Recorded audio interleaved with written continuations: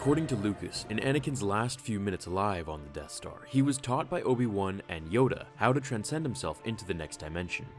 If you watch Return of the Jedi, if you switch to the commentary, he briefly explains how he did it. However, if you know my videos, you know I like to go into detail. I found a passage from the book The Rise and Fall of Darth Vader. It explains our question today perfectly. I will now read you the passage verbatim.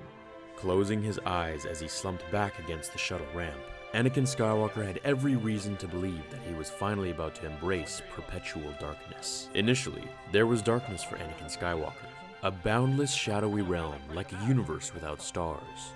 But then, from somewhere at the edge of his awareness, he perceived a distant, shimmering light, then heard a voice say, "Anakin." Although Anakin no longer had a body or a mouth which to speak, he somehow answered, "Obi-Wan? Master, I'm so sorry, so very... Anakin, listen carefully, Obi-Wan interrupted, and Anakin was aware that the distant light was either growing brighter or closer, or perhaps both. You are in the netherworld of the Force, but if you ever wish to revisit corporal space, then I still have one thing left to teach you, a way to become one with the Force. If you choose this path to immortality, then you must listen now, before your consciousness fades." Knowing he was beyond redemption, Anakin said, "But, Master, why me?"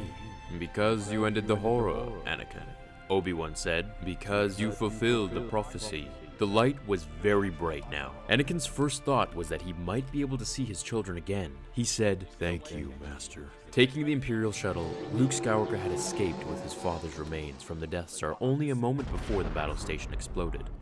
After landing on the Sanctuary Moon, Luke prepared a very private funeral in a forest clearing. Night had fallen by the time Luke placed Anakin Skywalker's armor-clad body atop a pile of gathered wood.